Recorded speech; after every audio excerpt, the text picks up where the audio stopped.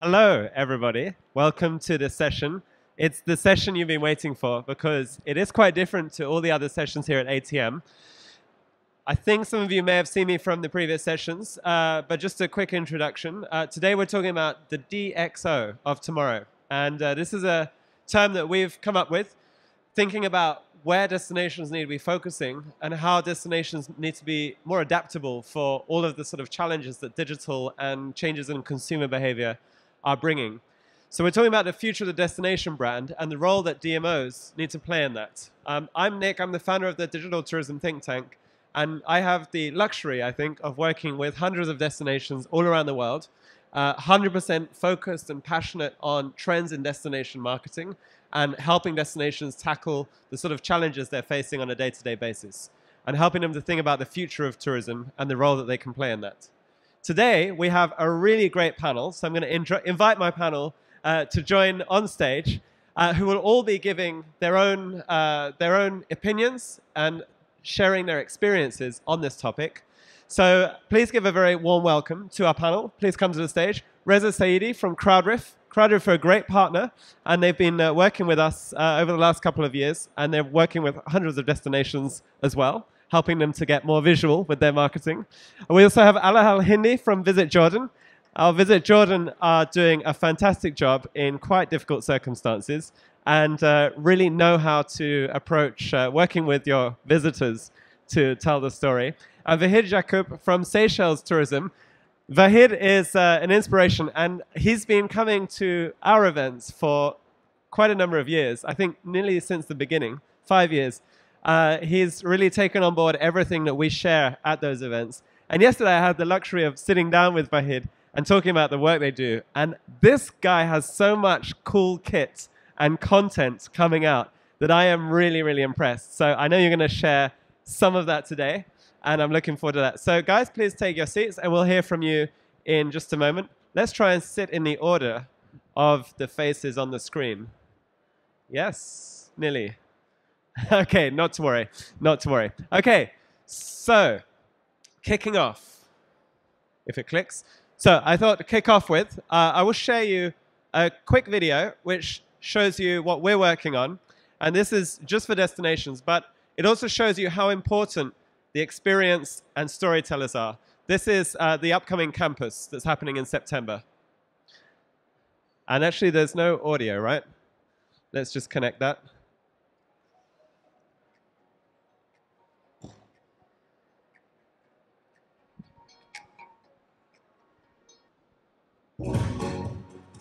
There we go. There's some audio.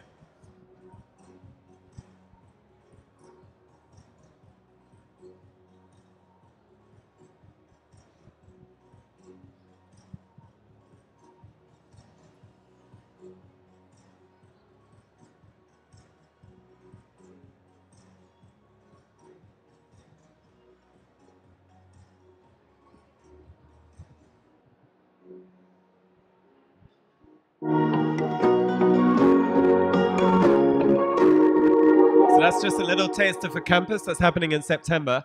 And this is about finding those amazing experiences in the destination, creating them, and working with storytellers to create amazing content.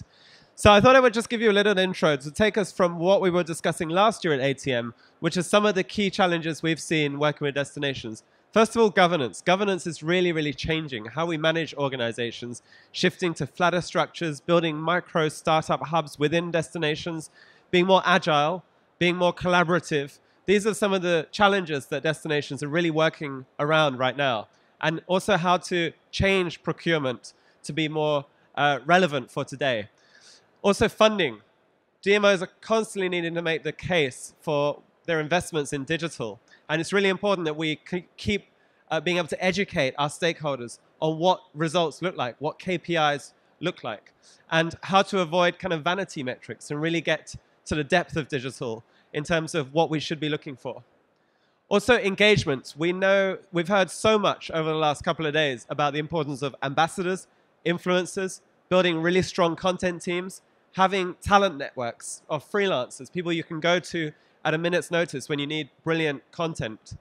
And understanding the importance of immersive content, especially in that top of funnel stage of the visitor buying cycle, when you actually want to really, really create that interest and convert people that your destination is the destination that they want to spend their money on.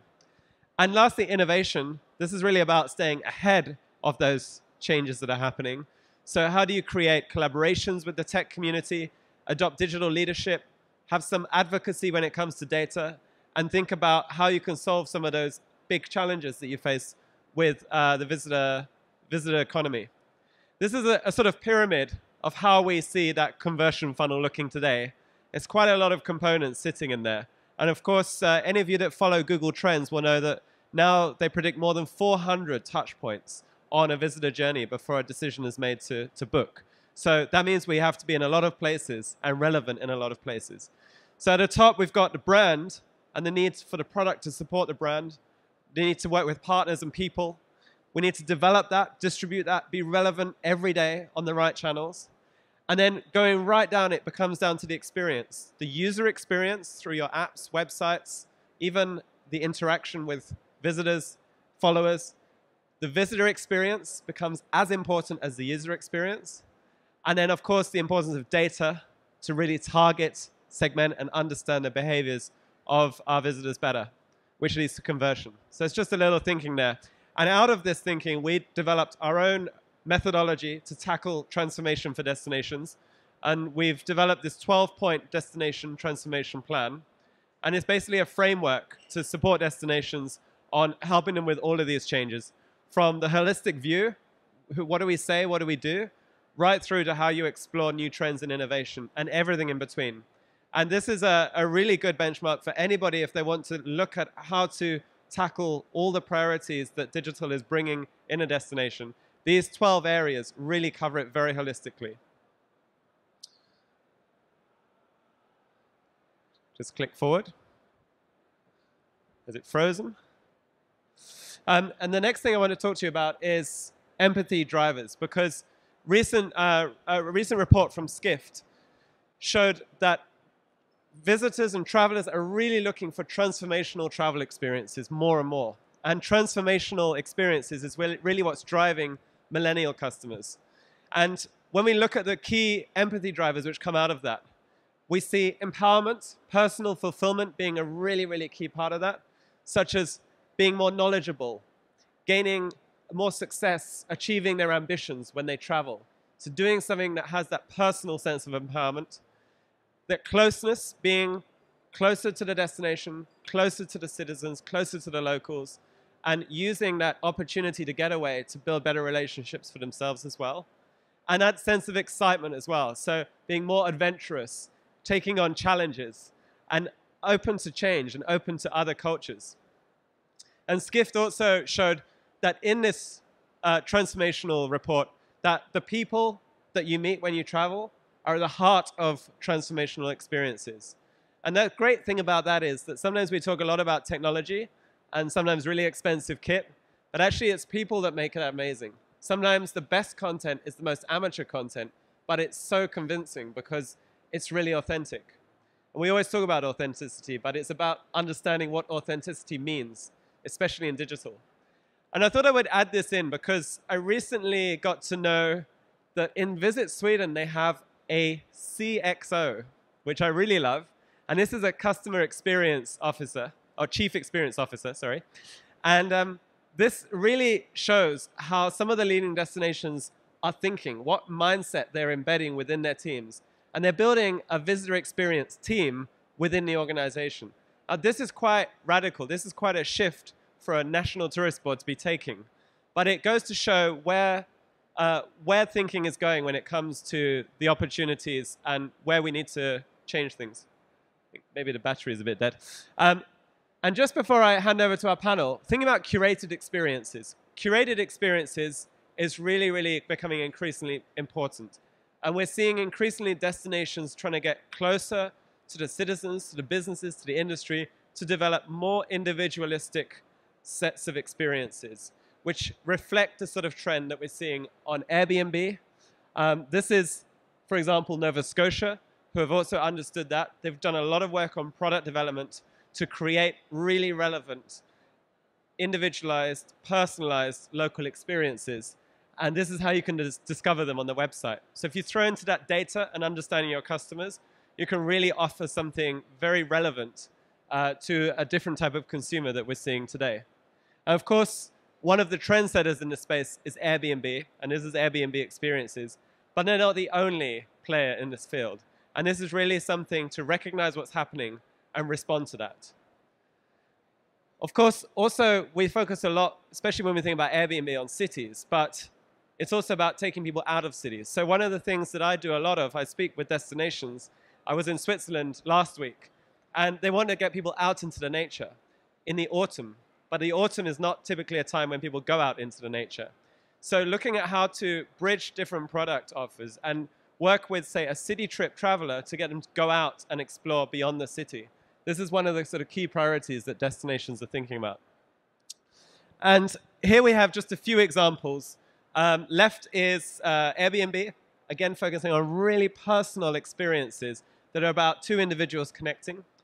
This second one is Cool Cousin. This is about finding your match in another city, someone who's like you, and discovering the destination through their eyes. Nova Scotia.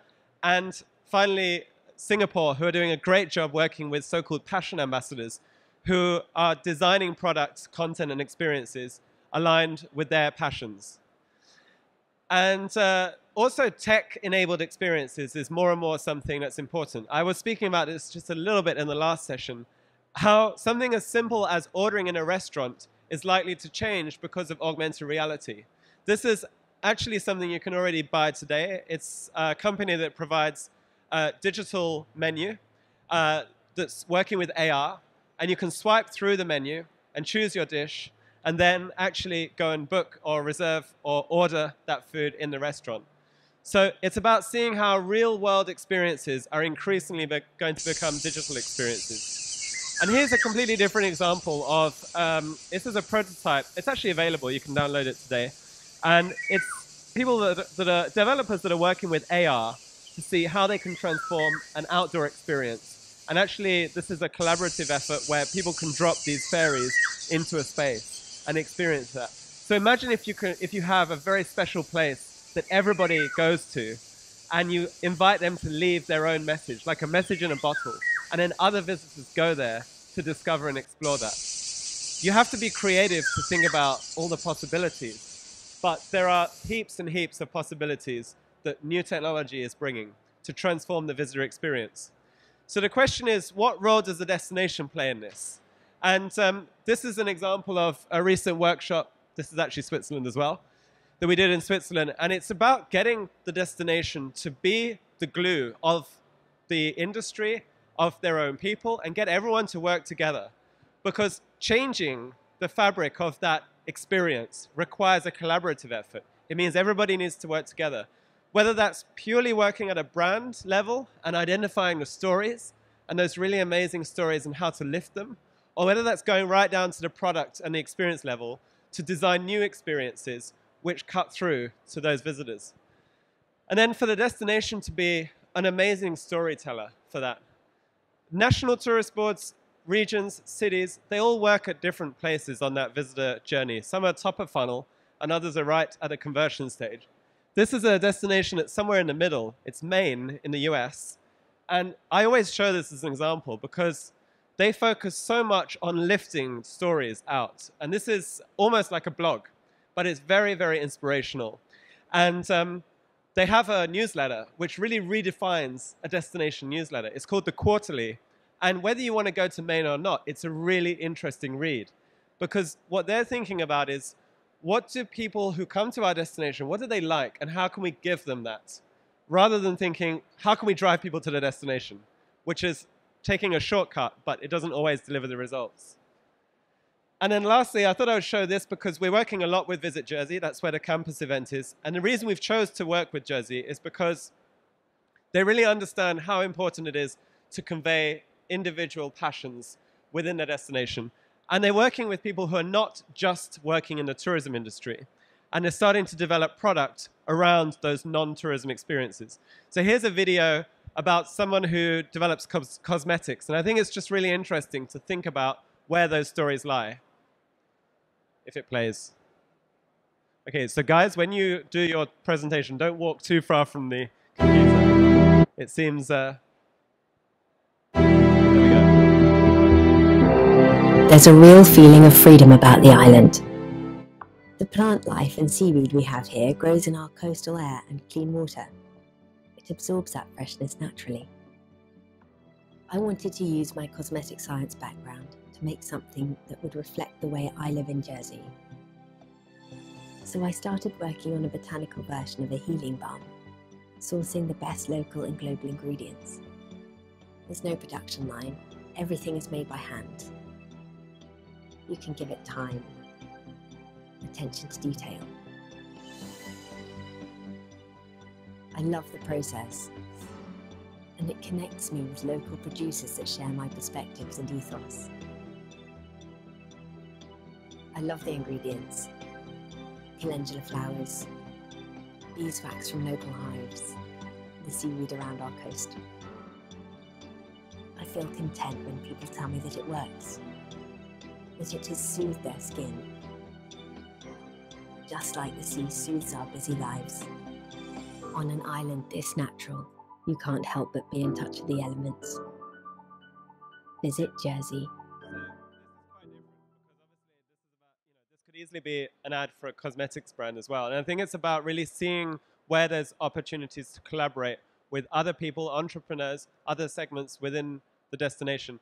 But also that research from Skift and other people like Foresight Factory, they really show how important different values are for today's consumers. And this is content that really taps into those emotional values. So on that note, I'm just going to leave you with some thoughts about where you might want to think about the future of the destination. But for us, it's certainly about experience design and integrating that with the whole brand experience as well, online and digital through content. And I think that's a good note to hand over to our first panelist to share his thoughts, Reza. Reza, as I said, is working at Crowdriff, and Reza has got some really great insights to share on the importance of visual marketing, and I guess how engagement is really, really a changing space right now. So over to you. You just click forward. Okay. If it doesn't work, just head a bit closer. Sounds good. Well, thank you so much, Nick. It's great to be here at this amazing ATM conference in Dubai. I've had the pleasure of speaking with all of you one-on-one. It's great to see you guys here as well. But just out of interest, how many of you here are from a destination, from a DMO? By show of hands. Just at the front. And how many of you are actually working with DMOs directly in different capacities? Perfect. More people. Great. So hopefully by the end of my session today, you'll have a lot of new insights to take back and try out for your own experiments as well. Bit of an intro. So like I said, my name is Reza. I'm all the way here from Toronto, Canada. Like a lot of you, I love to travel. And that's a picture of me last July in British Columbia, near Whistler. And if you haven't been there, I highly recommend paying a visit. Canada itself is really beautiful, but that region is just out of ordinary. And there is a reason they have the hashtag Beautiful British Columbia. So I think it's really beautiful and really encompasses that. And please feel free to tweet at either myself or Crowdriff your comments, your questions, and we'd be happy to keep in touch. So Crowdriff is a visual marketing platform, and we work globally with over 350 destinations and tourism brands, some of the names you see there, in order to help them to discover and curate the best visual content for their marketing needs. Just a bit of an intro before we dive in and talk about certain trends. The way destinations use Crowdriff is through our AI-powered platform. So through Crowdriff, you're able to source UGC, user-generated content, the social photos and videos that people are sharing around your destination, around your brand. Not only that, you can actually upload your own assets to Crowdriff too. So it becomes one place for you to go for all your visual needs, be it branded content or your UGC content. From there, you're able to organize that content in Crowdriff and then publish it across a variety of marketing channels. So be it your email newsletters, your website, get the rights to that content to use it in your brochures or different print materials. You can use it anywhere you want to use visuals, you'll have it at your fingertips. And throughout that process, we help you optimize that content. So you might realize as a marketer, it's very difficult to have access to the best content or find the right content that would engage the right audience. So we actually, through our AI capabilities, we give you insights around what content performs better so you can use more of that. And as a result of working with all these destinations, we really see the future of a destination brand as more of the curators of the brand experience. And today, I wanted to talk with you about 4 shifts in consumer behaviors that we are paying a lot of attention to. The first one is that the average traveler visits anywhere from 34 to about 100 different channels, websites, social media, different places when it comes to their planning and buying process about going to a new place. So in this really busy landscape, DMOs have to have a unique value to bring to the table in order to engage a potential traveler. While doing so, all these travelers are heavily engaged by the visual content they see on different websites, on different social channels. So think of the last place you went for a meal or your vacation. Chances are the visual content played a huge role in influencing you to that. I know it's the case for me. So even for picking a new place to have a meal, I tend to go on Google Images or checking out a location on Instagram to see if that offering is visually appealing to me. And we all know about the fact that brands really have about 8 seconds to engage an audience before they go on and look at something else. So visuals are the best way for you to be able to do that in order to engage the audience and really get them to click and make that decision to come to your destination or try out their experience. And the third trend is the continued influence of user-generated content. So this is the content that people are sharing, and not only more of it is being shared nowadays, but research shows that it's actually highly influential as well. So people tend to trust their peers, that authenticity piece that you were talking about. People tend to trust their peers a lot more than if you were to share your branded content. It's not to say that you shouldn't use it at all. Obviously, it has to be used in certain places, but 65% of people tend to engage with the content their friends or their peers or someone else has shared at that destination over the branded content. And the final trend is the likes of Facebook, Google, and OTAs are taking more and more of the transaction in that buying journey, in that funnel. So that leaves a huge gap. So when someone knows where they want to go, when they have made up their mind, when they have been influenced enough, they go to their websites, these websites to make their booking. And that leaves a huge gap for destinations to fill when it comes to the inspiration stage, to actually letting people decide where they want to be going. So these are the 4 trends. And as a result of these 4 trends, we're seeing DMOs is following Nick's points. We are seeing them as more of the curators of the brand experience in that funnel. DMOs are the ones who have the best interests of the destination at heart. And you are the ones who sit in between your local stakeholders as well as the bigger organization like the Facebook, like the Google. And you really have the best idea of all the different businesses, activities, and local things that could be done at your destination. So because of that, we see destinations to be moving towards becoming more of a curators, so they could influence people to travel to their place. And next, I wanted to share with you a couple of examples of some of our customers, some of our partners who are actually leading the charge in that case. And the first one is from a very, very popular destination, Holland Marketing. So what they saw was that they wanted to prevent over-tourism in the city of Amsterdam. So when you hear Holland, the first thing you think about is probably Amsterdam as well. And it's a case for a lot of tourists. So in order to prevent that, they started this campaign called Holland City. So they wanted to tell people there are other things you could do beyond just Amsterdam borders. And in order to do that, through this campaign, they showed, for example, if you're interested, say, in Van Gogh's paintings, not only you can see that in Amsterdam, but you can also see that in different cities, which is also very accessible through this small country. So in order to do that, they created different categories of activities on their website. They did that across over 150 pages of their website. And they didn't just tell, they actually showed through other people's content. If you're interested in those paintings, you could experience that in Amsterdam, but you can also experience that in other places, which is also an hour away drive. And the results they saw were actually staggering. Not only people spend more time on those pages, but the conversions and the click-through rates of those pages that were powered by these UGC galleries were actually highly influential. So it goes back to the point that people connect with user-generated content. People connect with content that other people have shared. Next is the city of Pittsburgh in Pennsylvania. Pittsburgh had the reputation of being seen as this still city, the kind of the city that, not a typical city that people would go to for tourist activities. So they were suffering from this this perception of being seen as an. And depending on where you're from, we talk with Tourism Jordan a lot. You could be experiencing this perception issue in different ways as well. And Pittsburgh used UGC across, again, several pages of the website to just, again, show, not just tell the people of all the different activities that they could be doing in Pittsburgh.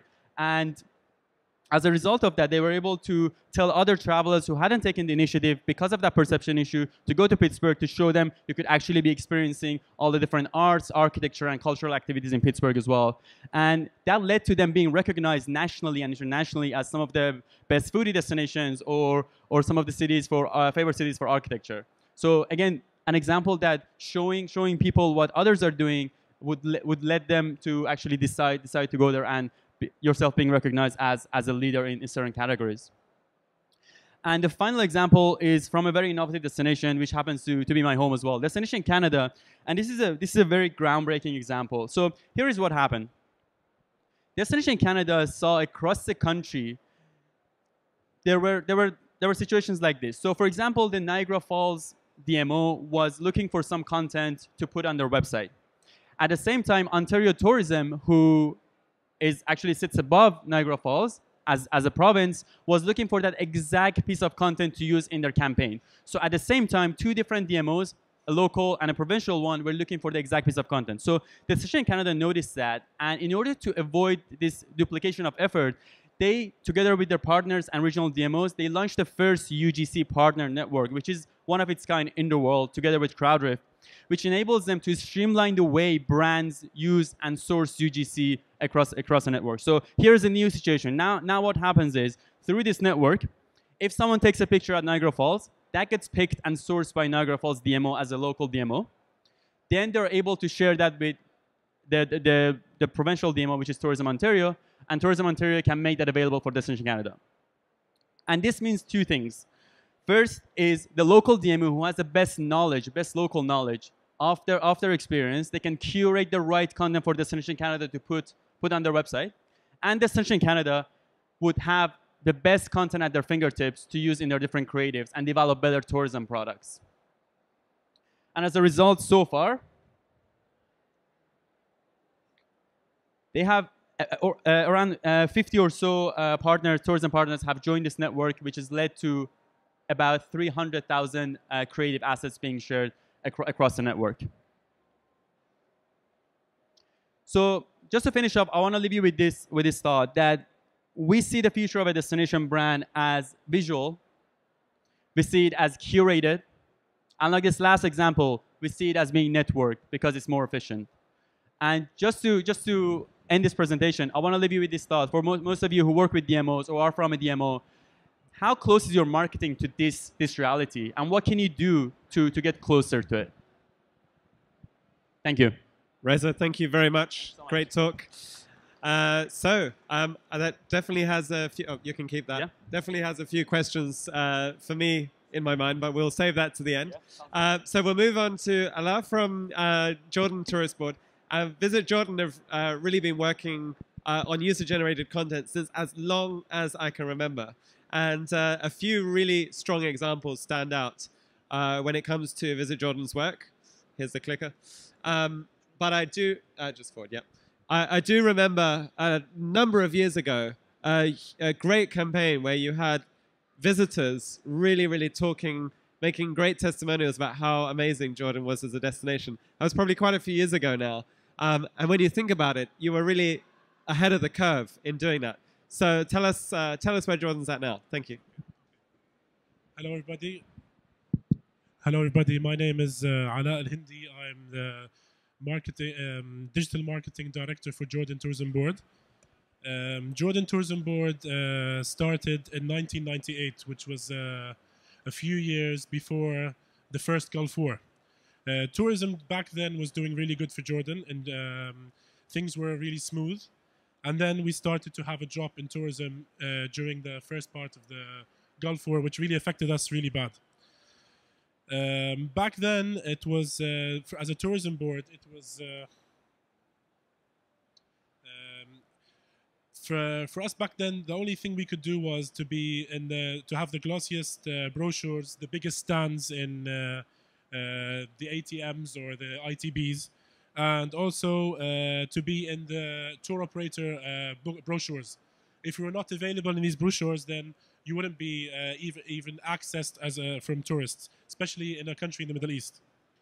So I was lucky enough to have been the director of digital marketing for the past few years, where we had to transfer into a more digital way of doing our marketing.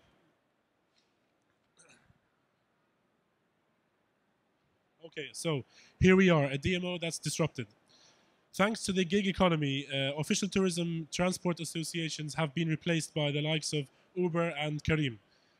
Hotel associations are being replaced by Airbnb and couch surfing applications. Newspapers and magazines have already been replaced by media, by social media.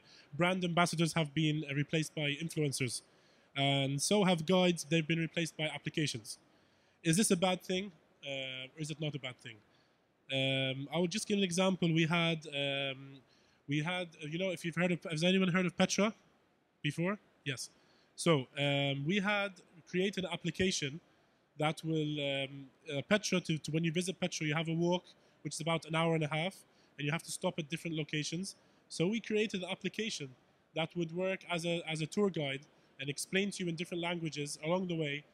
Oh, sorry. Okay. It will explain to you on the way down when you're visiting Petra. It will give you all different types of ideas and information about each location in different languages. So we were doing good, and we were ahead of the technology at the time. But it affected the actual tour guides that were making money to do these things. So this was a problem that we faced. So this is why we're saying we don't know if this is a good thing or a bad thing. So, how do we move forward? Just like the internet has replaced television and destroyed radio, which is replaced by newspapers, and then it was also affected badly. As a DMO, we did not want to be left behind. Like in the silent movies, back in the past, they couldn't adapt to the talkies, and then technology took over. So we had to change, and we had to be more of use the social media more in the way we used to market Jordan. So as I said, back in 2003 when we had the first Gulf War, we had a problem. It took us 5 to 6 years to be able to get back to where we were before. But after, if you realize now that we had in 2011, we had the Arab Spring, which was similar to the Gulf War. It was very negative, and being a Jordanian living in Jordan, being Jordan surrounded with all of these problems we have in countries neighboring us, it was really a hard time of us to be able to market Jordan. So we had to show that Jordan was a safe destination without keep on saying Jordan is safe. So social media helped us to be able to break the barrier. User-generated content is the most important thing for Jordan. We have all these visitors publishing their pictures on Instagram, Facebook, Twitter, and this is the way we had to transfer our strategy, and we had to transfer and change from the normal way of doing it to the new way. So not only we also, when we had to go into crisis mode, social media helped us, and digital also helped us to get out of this. So not only did we take the policy born out of crisis and implement it on our own digital strategy, we implemented our learnings on our strategy as a tourism board as a whole, and now we are transforming. Our new strategy in 2017-2019, we had to create a new digital marketing department. We did not have a digital marketing department. We had a social media and communications department. So we had to create a new department. This was a bit of a challenge because it was new to us back then. And then after that, we had to develop a content strategy and then improve our audience segmentation and then redefine the digital path and create a new measurement model. So that's me. We created a new digital marketing department and developed a content strategy.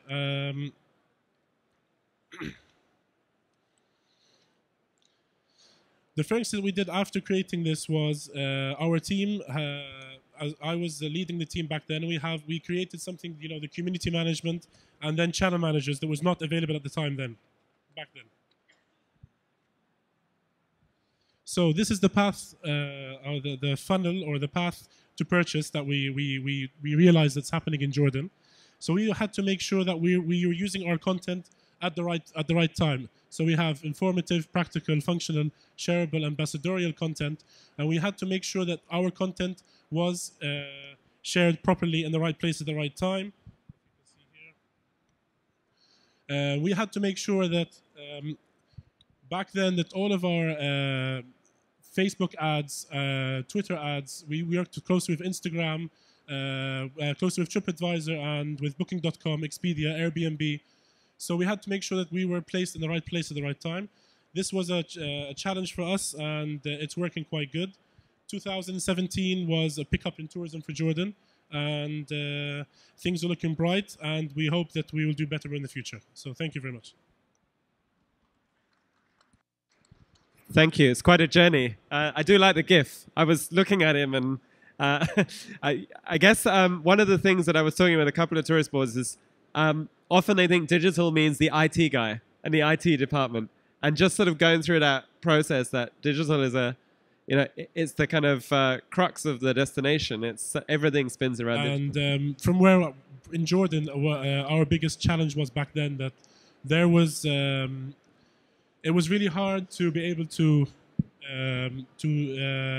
convince our board of directors and to convince the trade that they had to move from the traditional way of marketing to the digital way of marketing, and to be able to get the budget from the government, to get the funds from the government to be able to spend on these platforms. Yeah, but it's worked. So. Great work. So next up is Vahid from Visit Seychelles.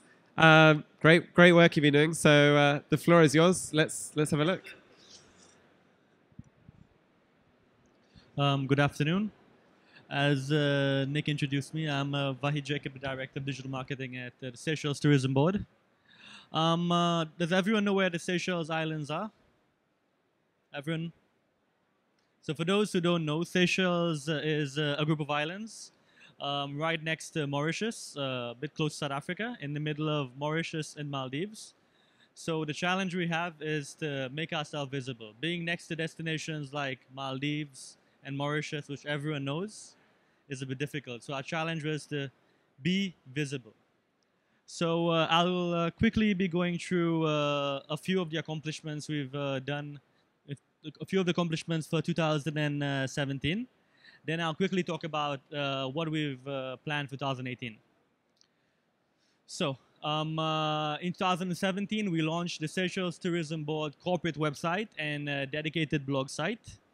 The reason we launched a corporate site, because before we had a destination website, so the country's website was our website as well, and the tourism board's website cannot be the country's website.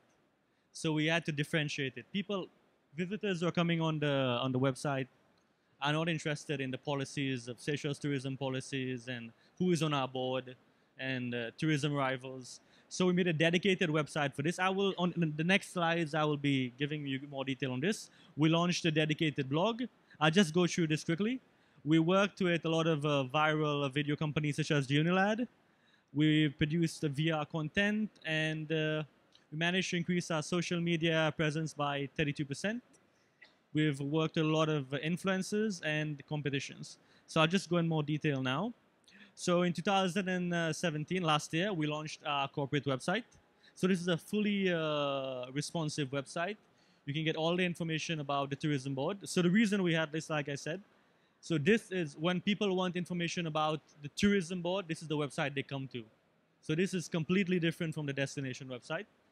It has tourism arrivals, all the trade fairs we attend, who is on our board, our policies, all these kind of things. So this gets about 23,000 visitors a year. Then we launched our blog last year. So we have a PR department in-house. The PR department produces about 1 to 2 articles a week. So this is about a destination, diving in Seychelles, fishing, sailing, different kinds of activities. So this is posted on our blog. Then, as of next month, we've redeveloped our website. We'll be launching a completely new website, fully responsive, we've gone to all the best destination sites: Australia, Malaysia. We've looked at our competitive destinations like Maldives, Mauritius, and we've redeveloped our site completely. So this will be launched next month. You'll have the ability to view VR videos directly from the site and a few things. So this is currently what the site looks like. 4 years ago, when we launched this site, the one on top, it was okay. It was good for the destination, but things have evolved so fast that we've had to redo the website completely. So this will be launched next month. We've also worked a lot with viral video companies such as Unilad. If for you that haven't heard of Unilad, Unilad is the biggest video Facebook page online right now. It has about 34 million views. So we worked with Unilad, we worked with Vibe. So Unilad came to say, we invited them to Seychelles last year. We told them to come and make a video about Seychelles. So we paid them a small fee, but we gave them all the accommodation, everything for the islands. So we had no idea how well this video would do. We just told him to come and make a video and put it on their platform. So the CEO of Unilad himself came down with 2 of his crew members, and they filmed the Seychelles for 1 week. A really nice destination video, activities video. And after uploading it online, in just one day, overnight, the video got 2.1 million views. 2.1 million views. And today we have 2.8 million views. I think it's 3 million today, actually, for the video. This is with no sponsored advertising. That is fully organic. We have 28,000 people who liked the video so far. 24,000 people have shared it. And 14,000 people have commented, which is huge.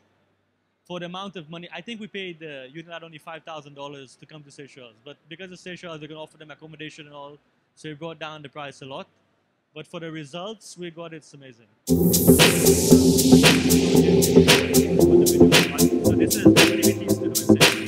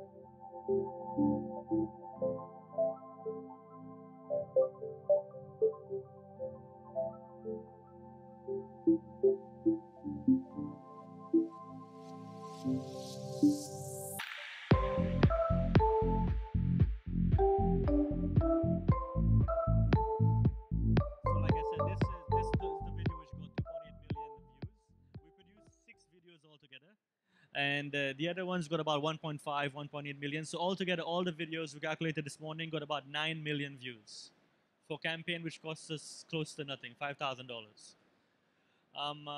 Then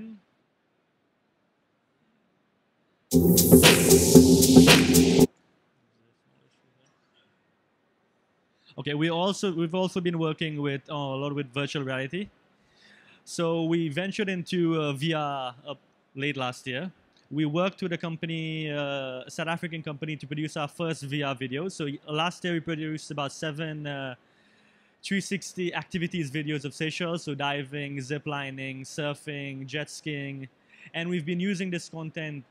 The content we produce actually is amazing. We have 15 more videos in production today, and we're using this content in VR headsets, and and in trade fairs and in different things. I had the privilege of showing Nick some of the VR videos yesterday, and you experienced it. So if you guys want to experience VR, Seychelles in VR, you can just come over to our stand. We have 2 headsets ready. Just to go quickly talk about how this content is produced. So a lot of this content is produced in-house. So we have the full kit, the 360 cameras, we have the drone, we have video editors in-house. So this example, if you want to produce a drone 360 video, we've been producing this in-house. We can connect 2 360 cameras to a drone, a Mavic drone, and both 360 cameras actually filming. One 360 camera is filming up, one is down. Then we edit it and we stitch it together and we make it a full 360. For the biking videos, for the activities videos, this is how it's done.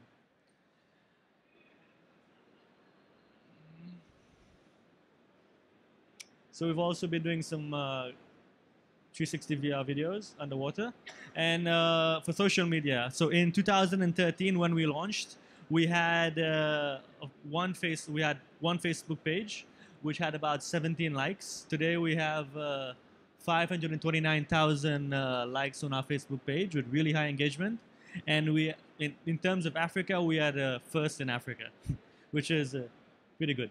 We have about 2 Facebook pages. So we've separated our Facebook page in 2. We have one for the tourism board. So we have a tourism board Facebook page, which all our corporate news and these kind of things go on there. And we have a destination marketing Facebook page, which we post photos and videos of the destination. That has the bulk of the following. That has about 400,000 followers. For Instagram following in 2016, we had about 7,000 followers. And by working with influencers and a lot of bloggers, we've managed to increase our following to 38,000 followers today. That's an increase of 31,000 followers from 2016. We've also been working a lot with Instagrammers and YouTubers. So before, when we first started about 4 years ago working with influencers, we used to bring up an influencer nearly every week. Then it said, it doesn't make sense because we're not getting the engagement we wanted. Like the photos were not getting the engagement we wanted. So we set up a panel in-house and we have an influencer policy now. So strictly before any influencers, YouTubers, videographers come to Seychelles, the panel vets them. So you have to have a minimum of 500,000 followers to be selected to come to Seychelles, and with really high engagement. So last year we worked with 9 top-of-the-line YouTubers and Instagrammers. And we managed to produce about 15,000 photos and photos posted online, 11 videos created, and in total, the 19 YouTubers had a reach of about 16 million people on Instagram and Facebook, which is massive. And we linked this to a booking engine, and we could see the return investment directly. A lot of bookings came through this. What we've planned for 2018. We plan to increase the presence on social media about 40%. This will be done through display ads and sponsored posts and a few things. We'll be launching our new destination website. We'll be launching the 2nd edition of our workshop, digital tourism workshop. This is to train the trade. So we've noticed in Seychelles, a lot of the hotels, a lot of the small hotels, the big hotels, the trade in general, do not know how digital marketing works. So as a tourism board, what we've done, we've set up these trainings. So we have 2 workshops a year. So we invite the whole tourism trade, everyone who is in the tourism trade, for these workshops for free. And it's for 3 days. And we train them everything to do with digital marketing. We'll tell them why it's important to have a Facebook page, why it's important to have a responsive website, why it's important to be online at all. And at the end of the workshop, we give them a certificate. We've also we'll be also developing the smart training program, which is all the tour operators who want to sell Seychelles in Dubai, Canada, Egypt, anywhere. They go through this training program online. They complete 8 modules. Once they've completed all the 8 modules, they get a certificate printed and they are certified as a Seychelles expert. So this will be launched in October this year. And we'll also be launching the new destination video, so a few destination videos and a hiking guide. We'll also be working with TripAdvisor this year. Actually, it's already done. It was last month for Data Africa workshop. So we also work really close with the African tourism boards for workshops. So last month we had 16 African tourism boards coming to Seychelles in collaboration with TripAdvisor, and we managed to train them as well, everything to do with digital marketing. We'll also be producing 7 action adventure videos in Seychelles of 5,000 new drone images and several 360 videos. Introduction of virtual reality and 3D technology in expos and trade fairs. Working with several luxury travel bloggers and YouTubers, already talked about that. And we'll be working a lot with Google for display advertising.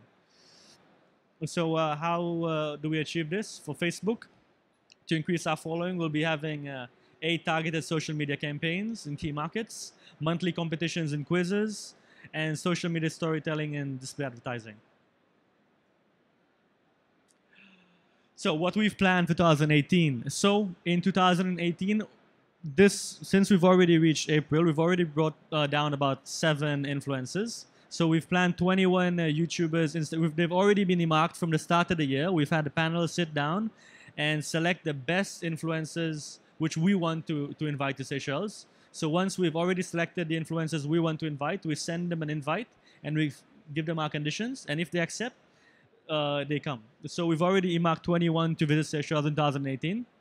And we've planned production of 12 videos at the destination with targeted visibility of 19 million followers altogether from our 21 Instagrammers. In terms of workshops and trainings, we planned the 2nd edition of a digital marketing social media workshop. This is the training I was talking about earlier to train the trade. The TripAdvisor workshop, which I told you for the tourism board, has already been done. And we're also working a lot with drones. So in-house, before what we were doing, we were paying a lot of money to a lot of people who have drones to take photos for us. But after sitting and watching how these guys do it, so we can do these things ourselves. So we've purchased a few top-of-the-line drones, and we've trained our staff in-house to take photos for our image library. So doing this, that's supposed to be 5,000 actually. We've managed to increase our image library today to 50-something thousand photos online. This year, we'll be adding another 5,000 aerial images of the islands of Seychelles. So these are some of the images we've taken in-house with our drone. So we have the Inspire 2, we have the Mavic, we have a few really good drones we're working with. So yeah, for in-house, cheaply, you can create a lot of the content yourself. You don't have to pay a lot of money to people to do it for you. If you give your staff the proper training, you can do it yourself. We've also launched our app late 2016. This is an app of the destination. So from this app, you'll get all the restaurants, all the cafeterias, all the accommodations, everything to do with Seychelles. Give you directions, everything. And since we've launched this, we've got about 28,000 downloads. We haven't marketed much yet, but to date, we've got about 28,000 downloads. And we've noticed from the trends that a lot of people come to Seychelles and are looking for hikes, walks and trails to do in Seychelles. So we've decided to partner with the Ministry of Environment to launch the hiking guide of Seychelles.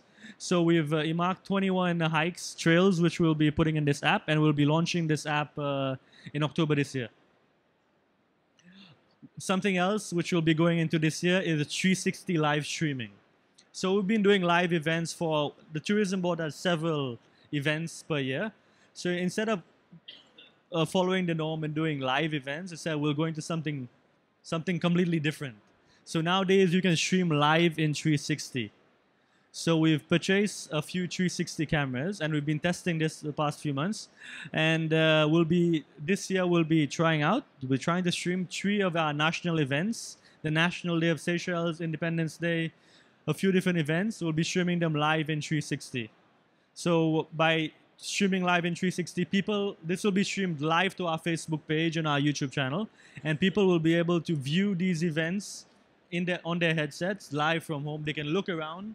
They can look around the event and everything, which will be something I don't think any tourism board, which I know, has tested it out yet.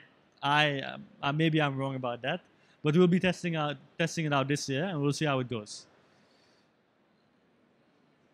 So this is one of the cameras we'll be using. This is a Yi 360. It's a consumer. We're not using top-of-the-line cameras because from the cameras which are available for the consumer market right now, this is a camera which only costs about $400, and it lets you stream in 360 at 5.2K, which is really good quality, amazing quality. And you can do this, your own staff can do this. You don't have to pay people to do this. So we're giving people at home an immersive experience, a 360 experience events. And we'll also be launching 360 Experience Seychelles booths. So we marked 3 countries to test this in this year. So we'll be testing it out in South Africa, India, and the UK. So we'll be setting up the 360 VR booths in different malls, like in India. We've targeted the malls with the most footfall, and the center of the mall. We'll be setting up a VR booth. So the VR booth will look something like this. There'll be like sand on the floor. There'll be some beach chairs, and you can sit on the beach chair, and you can select the video of Seychelles you want to view. So you select a surfing video. You lie on the beach chair. Gives you a feeling of you being in Seychelles, and you can actually experience Seychelles by just sitting there in the booth. So instead of giving out brochures and things which everyone else is doing, we're trying to give people a different experience. So here's another view of how it will look. So that was me. Thank you. Vahid, excellent. So really, you can keep the mic. You're doing a lot of things there and really pushing the boundary out. What I really love about what you shared is this is all stuff that you guys are doing in-house. And that is not something we see a lot of destinations taking those kind of things on themselves. And you're competing with Google now with all that imagery. So that's great. Right, so who has questions for our panel, first of all? Any questions? Okay, so I will kick off with the first question that I have for you guys, which is, what is the biggest challenges that your destinations are facing? And I guess for Reza, what is the biggest challenges you see destinations facing? I guess I can start. It's different for different destinations, to answer your question. I guess it's quite a broad question. So bigger destinations tend to not have so much of a challenge when it comes to budget, depending on the destination. Smaller ones, for us specifically, it's for a lot of destinations to be able to find the right content to give the right image of that destination when it comes to tell people where to go and showing them where to go. So again, it could be a different answer for different destinations, but in a lot of cases, having access to that content, which will enable them to positively influence that potential traveler to go to their destination. I mentioned a couple of them. For example, for Pittsburgh specifically, was about the perception, so they were able to overcome that through other people's content. But in a lot of cases, destinations are surprised to know how much content they have out there compared to what they know. So once they know that volume of content, they're usually positively surprised by it. That's actually a great point. Not only is there a lot of amazing content out there, which is what CrowdRiff effectively helped kind of really, really pull together, but also in-house. You've been creating content for decades, and there's so much content that destinations can leverage that they already have by recutting it, re-editing it, repurposing. Even sort of bad content, you can do history pieces, right? So yeah, there's a lot that people are sitting on before they go and get all the kit and go out and create new content. There's a lot you can do. So yeah, good point there. Okay, over to you, Alaa. For us in Jordan, one of our main challenges was budget. Budget is always low to budget, especially when we're funded from our government. You have to explain to them, and sometimes it gets hard to get as much budget as you need. That's one of our issues. The second issue was our trade. I think our trade still are not aware of how important digital is to tourism these days. We're getting there now. Things are changing, but still our trade are more towards what they want Jordan to be on billboards. They want Jordan to be in magazines, on TV. But in the last 2 or 3 years, we've been able to shift more towards digital by explaining to them the importance of how this happens. And there's some things that's not in our hands. We can have the best website, we can have the best social media channels, we can have the best technology, and then things that's surrounding our country as Jordan always drags us back into Jordan not being safe, which is not the issue. And using all of our content from social media and getting influencers into the country, showing them what Jordan is like, showing their followers what Jordan's like, is helping us a lot to change the misperception of Jordan. So this is one of our main challenges, and I think this year, last year, we nearly crushed it completely, because everyone knows now that Jordan is a safe destination. It's affecting people a little bit less than it used to be, so it's helping more. So the work is starting to pay off. Yes, yes. Great. And Vahid, what would you say your biggest challenge as a destination is? Well, for Seychelles, our challenge would be being perceived as too expensive. A lot of people think of the Seychelles and say, well, we can't afford it. But it's not. Seychelles, we have a lot of affordable destinations. And right now, I think our campaigns should be focused more on getting these accommodations out there. We should be presenting Seychelles as, yes, we are perceived as expensive because our destination is a bit different from Mauritius and Maldives and all, because our products is a bit different. But we are going into the line of maybe more affordable luxury, because out of our 600 accommodations in Seychelles, about 450 plus are small accommodations, budget accommodations which people can offer. So going forward, our strategy would be to make people perceive Seychelles as, yes, it's a premium destination, but we are affordable. Yeah, so yeah, you have your challenge, because one of the draws, the bucket list aspect of Seychelles, is just how incredibly beautiful it is. And you've also got some really premium experiences and hoteliers, but that also perhaps tilts that perception to being a really expensive destination. So how are you seeing changes in the visitor cycle, changes in consumer behavior, and how are you responding to those changes that you're seeing at the moment? Who wants to give us some thoughts on that? Also, for us in Jordan, we were used to having travelers travel to Jordan in groups, not individual travelers. So our trade were built up to be ready to facilitate these travelers. Now, when we're getting individual travelers to Jordan, things are shifting. So we're doing workshop after workshop, trying to get all of our trade in, explaining them how important it is for them to be online, to be searchable, for their experiences to be online, and to be able to reach everyone. It's just not to be depending on tour operators to get you the business, because it's not happening as it used to be now. Before, people tend to just pick up their mobile phones and search a destination, book online. They get their air flight tickets online and their experience online. So the travelers to Jordan have changed, especially throughout the last few years. So that's one of my main points. I guess a question I'm going to put to you, Reza. What do you think are the biggest opportunities for destinations today, and how can they get ahead of their competitors in identifying those early?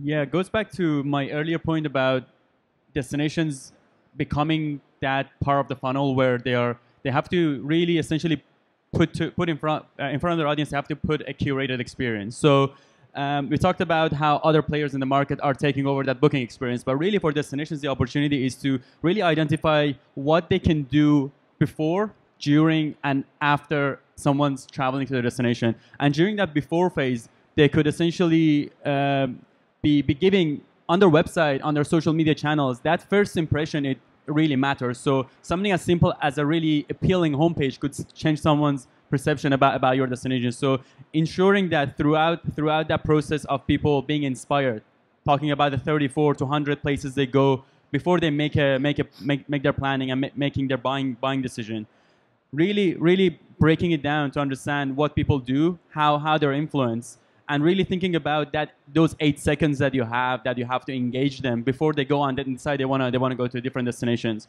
So every piece of content you put out there is really tailored, be it on your website, be it on your social media channels or on a partner website. It's really tailored to that target audience that you're going after. So becoming that place and that trusted source that people would go for inspiration before they come to your destination, and somewhere that people actually talk about as well after the travel. So it's not just before, but somewhere that people actually would tell their friends or would put up content because you're offering so many amazing and unique experiences. And I know that you guys have worked with quite a lot of tourist boards to also try and leverage that experience aspect as well, to get businesses on board with that, not only the destinations. So you gave that example of Canada, where it's really working at different levels.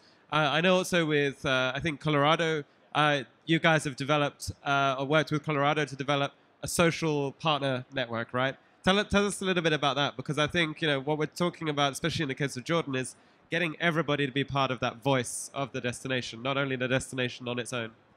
Absolutely. I think that's crucial. It's talking about that aspect that a local DMO would have so much more knowledge than a state-level DMO or a country-level DMO. So we actually launched the Colorado Partner Network before Canada. So we launched this sort of UGC Partner Network across a few states in North America, and that gave the smaller DMOs the ability to come on board and really work with their bigger destinations to really give a right image of their place. It might be a small town in Colorado, but there is still so much to offer. But Colorado wouldn't have the time or resources to be able to really show people what there is to do. So that's a network that we have launched across the state. It works in a very similar way to Canada, but it's, I guess, in a slightly, like, it actually lacks that level about the country being involved. So it has a state, all the different small cities, counties, as well as the small, medium-sized businesses, and really enables a bigger destination to have all of that content at their fingertips. So whenever they're promoting an event in a small town in Colorado, they don't need to worry about it. They can have access to the content right there and then, and it enables those smaller DMOs to really show the right image of their destination. Great. Now, in the case of Jordan, you mentioned in the slide where you had all the different things going on, there was something about experiences as well. How do you see Jordan Tourist Board's role in actually developing and supporting the visitor experience, and where does that play into your marketing mix? The way we used to our strategy before 2017 was we used to market. We used to attract. How do you say it? We used to go to the markets per market. So let's say we were marketing in Spain, we'll go to Spain. We're marketing in France, we'll go to France. Now we're doing it as products, experiences. So our focus last year was on adventure tourism. So we have adventure tourism, we have faith tourism, we have wellness tourism in Jordan. Different kinds of products, different kinds of experiences. So we're trying to show these experiences, because if you're going to depend on the classical tour, people who come to Jordan would like to say, come and visit Dead Sea, Petra, Jerash, 3 main cities, and then they would leave. So it's our duty to show that we have more experiences to offer. We're getting the tour operators now to get out of the classical tours and try to experience other experiences. Especially adventure tourism last year was very important for us. We have the new Jordan Trail, which is a 650-kilometer walk from north to south of Jordan. And we've been promoting this heavily last year, and it's been doing really good. And we're having a lot of people from Europe actually coming to Jordan just to try the Jordan Trail. So that's great. So really working on developing really amazing product experiences. Yes. And I think that really represents this shift towards more interest-based marketing as well. Yes. And working with sort of so-called tribes online to really generate interest in those different... Another thing we had on... the travelers to Jordan were people, let's say, from 45 years of age upwards. So we were not getting the young tourists into Jordan. Instagram actually has helped us a lot with this. A lot of followers. We have 107,000 followers on Instagram. I can say 70 to 60% of these followers are all under the age of 30. And a lot of them are under the age of 28, 27. So we're getting the younger people now visiting Jordan, and I think Instagram did do a lot to help us in that way. That's great. And lastly, for you, Vahid, you mentioned at the end of your slides the hiking app. I think this is quite an interesting direction to go in. What's the motivation behind developing that? So while we being every month we have a team going through visitors on our site, and we've been noticing, especially the hiking part of our site has been getting a lot of attention lately. So people have been going through all the walks and trails on our site and looking for more information. Plus, a lot of our brochures right now are really focused more on the niche activities to do in Seychelles, like diving, sailing, romance, and these kind of things. And we had a discussion on the board, and we said, we should go into activities that we didn't see hiking and trails as something we could have marketed in Seychelles that much. So we changed our strategy completely. 2 years ago, we launched 3 hiking videos, and we've got a lot of engagement online, and we're producing a lot of content for engagement. We launched a hiking guide booklet last year, which online it got close to some 20,000 downloads. So we said, now is the time to produce an app. An app would work really well. So we've been working with a development company as the start of this year.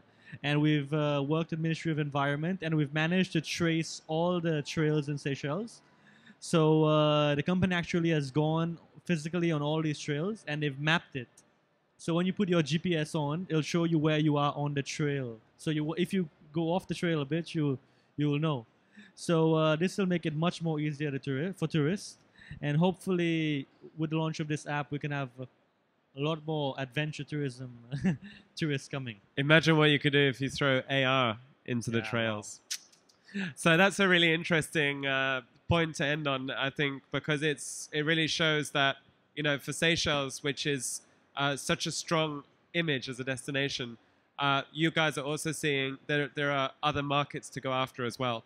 And content can do that, and developing those experiences can really support that. So I'm going to give one last chance to the floor. Anyone has any questions for our panel? No? You're all very shy today. Oh, yes, there we go. We have one question. Hi, I'm Julian from Cape Town. Ala, your mention about the Petra app, the kind of tour guide app, it was a brilliant example of digital, but you also referenced that it had a negative impact on the local guides. Sorry, I'm not sure if you heard that or not. Your app sounded brilliant, the Petra app, great from a digital perspective. Clearly it was being used by visitors, and that enhanced their experience, but then you also mentioned the negative side of it. How did you work through that? Because that would obviously have an impact on trade and the great work you've been doing with it. Good question. Okay, for the Petra example, we have the community in Petra because we have lots of people living in that area. Most of them are tour guides, and they speak the language, and that's their bread and butter because that's what they do for the daily jobs. The application is used by individual travelers. So when we have an individual traveler visiting Petra, it's unlikely that he uses a tour guide all the time because it's in Jordan it costs 50 JDs for a tour guide. So they tend not to use unless they're with a group. So to get around this problem, we did not actually spend money a lot promoting this application, because one of our stakeholders on the board are actually the tour agent, the tour guide association. So we did not want to take this is what I say when we say this is one of our major problems, is when digital tries to take over, it can be a bit, So we didn't want to affect badly, but we did want to have something there for the individual traveler who would use an application. So it's out there, it's online, they can use it. But I think the tour guides realized that it was not heavily used at the time, so they did not have that big problem. So in the end, it was okay. Thanks for that question. So any more questions from the floor? Yep, one question at the back. Just introduce yourself as well, please. My name is Shalom Ontukwe. I'm from Nigeria. I want to ask a question about the Seychelles travel destination. You mentioned that you're known for being expensive. I actually experienced that. The being known for being expensive Seychelles. I was organizing a group tours of people that wanted to come to Seychelles, and it was on top of our list. And so when we made inquiries about how much it was going to cost us, they came back with, we couldn't afford it. It's a lot, very expensive. So what are you going to do to change that so that a lot more people can come to Seychelles without being biased about how much they're going to pay for that? So you're saying it was expensive. Okay. So it's just challenging what you said about what's perhaps being a perception. Is the reality that it is expensive? Well, Seychelles might be a bit more expensive than I should probably accept my invitation in that case. Thanks. Seychelles might be a bit more expensive than competing destinations like Mauritius or Maldives, because we're giving you a completely different experience. We're giving you an island hopping experience compared to Mauritius, which is one island, and Maldives, you're stuck on an island, just one island, and everything is on that island. So Seychelles, you get to experience everything. Going back to being perceived as expensive, the problem with Seychelles right now, the past 25 years, we've been marketing ourselves as a luxury travel destination. So all the hotels we've been pushing out there are the top of the line hotels. So now in the past few years, we've changing our strategy completely. So like example for Dubai and for UK market, we've just launched the affordable luxury campaign. So we're telling people it is luxury, but it's affordable. So we're pushing out a lot of the smaller hotels, the medium-sized hotels. And actually, if you go on booking.com today, you can find smaller self-catering accommodations, smaller hotels in the range of $100 to $150 on the beach, self-catering. You can get bed and breakfast, $120, $130. People perceive Seychelles as expensive and don't actually do their research properly. There are a lot of accommodations in Seychelles which are affordable. And as a tourism board, I think going forward, we should do a lot more to push these accommodations and give Seychelles give people a different perspective of Seychelles. Yeah, I think that's an interesting point there. And so I guess it's also, do you want the trades to also be selling a more affordable Seychelles? Because Booking.com, you're talking about direct bookers there, which all this millennial content, everything really appeals to direct bookers. So I guess there's a real opportunity just to leverage all of that. As well as for content creations. Like this year, we're producing 15 new videos at the destination, and most of the accommodations featured in there are the smaller accommodations this year. Instead of always working with the Four Seasons and the Banyan Trees and top of the line hotels, we're working a lot more with the small hotels. Even for the influencers, the agreement we have with these influencers are we'll bring you, but we want you to stay in the smaller accommodations, not the 5 stars. So you get to push these accommodations a bit more and we give these small accommodations a bigger push. Yeah. Great. Any other questions from the floor? So one last point. Yeah, go ahead. We had the same problem in Jordan. People used to think that Jordan was an expensive destination due to we had a different thing. Our hotels are not as expensive. You can stay in a 5-star hotel in Jordan, the Four Seasons. You could stay at the Fairmont for $150, $160 per night. But the problem we had was the airfare was extremely expensive, especially from Europe. It would cost anything from 500 to 800 euros for a direct flight to Jordan. So that was, when you package up a trip to Jordan, especially for your family, that was our main problem. So everyone was saying Jordan was expensive. So how we got out of this problem is it took us a few years to get low-cost carriers flying into Jordan. So now this year we have Ryanair they have 14 destinations now from Europe, dropping the prices down from 800 euros for a trip all the way down to 4 euros from some destinations. So that's opened up a huge market for us now. And that really helped us to bring the cost of the trip to Jordan down probably 50, 60%. Yeah. Just one more point. Similar to what he said, before we were perceived as a more expensive destination as well because it was more difficult to get to Seychelles.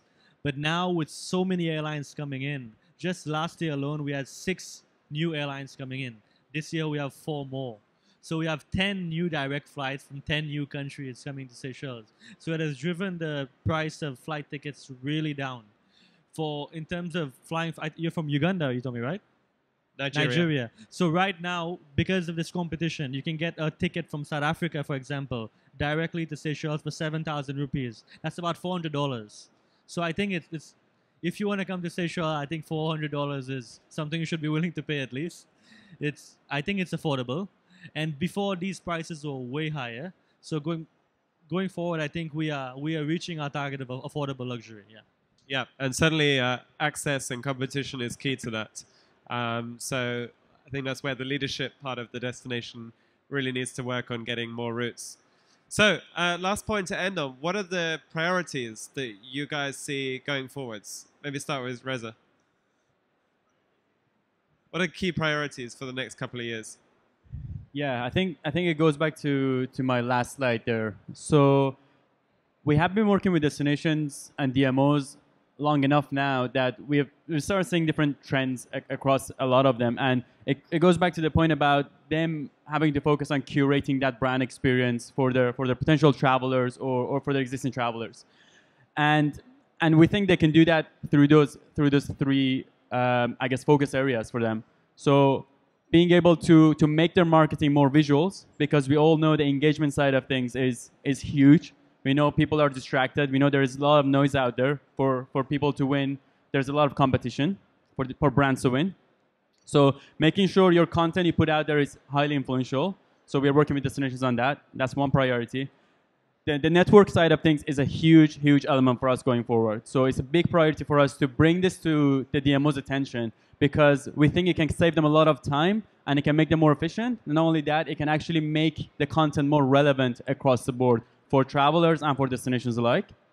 And we think just curating that experience through those two channels is something we want to be telling more destinations about and want to see them doing as well. So key point there, curation and collaboration. Exactly. Okay, great. Our main goals for the coming years, we have a few new projects in the pipeline now. We have a chatbot that we're going to be releasing next month. In the region, the Middle East region, we're going to be the first destination to have a fully AI chatbot on our Facebook messaging application, to be able to answer any questions for people who are willing to come to Jordan or asking about Jordan. We have a new website that we're going to launch in a couple of months also, and we already have a mobile application, but we're working on version 2 now that's going to be out also in the end of this year. So upgrading all of your platforms, integrating all these new technologies. But the problem is we were in the region, we were actually one of the first DMOs in the Middle East to have a mobile-friendly website. Back then there was no responsive. It just there's different. You had to have a totally different website just to work on the mobile before responsive was there. We had that. We were the first people to have that, but now the problem was shifting to responsive. We're doing it this year. We were a few years late, but due to cutting down the budget, that was the problem. Now this year we have all of these new upgrades working. So by the end of 2018, we should have 3 or 4 major projects, and we're going to be investing more in VR, AR content. Great. I'm really looking forward to seeing that. And lastly, Vahid, you have the last word. Our priorities for 2018 would be content creation. We've noticed that the more content we have online, the more visible we are. So, and not just content which we are creating as a tourism board, we want user-generated content. So we'll be working a lot with influencers and bloggers and these kind of people to create content at a destination. We'll also be creating some content for ourselves. But going forward, the kind of content we want content which is different from content which is already out there. So we're looking at 360 as 360 content as one of our priorities for 2018. So we plan on creating a lot of VR videos and pushing these VR videos out there and using it like for our stands, for the trade fairs, for marketing. So 2018 would be content creation, yeah. Great. Well, 3 completely different perspectives there. So curation, collaboration, technology, and using the best technology to work with people in the best way, and of course, content. So I think that pretty much summarizes what I would say are the key priorities for destinations as well. Let's give a big round of applause to our brilliant panel. Thank you guys for sharing your perspectives. Thank you guys for joining us. And I hope we'll see you in Jersey for campus So I'll just roll the video and thank you for coming.